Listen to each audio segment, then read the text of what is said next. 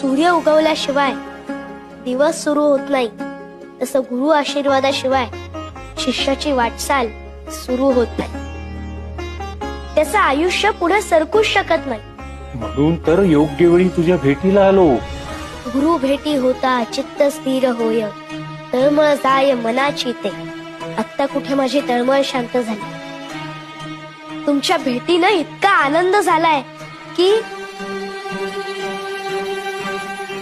स्वामी, मी जरी महादेवाचा अवतार असलो तरी मी मनुष्य रूपात अवतार घेतलाय.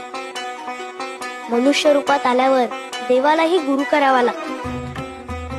साक्षात राम कृष्ण दत्तगुरु यांनी गुरु केले. ते गुरुला शरण दिले. मलाही माझ्या गुरूंना शरण जायचं.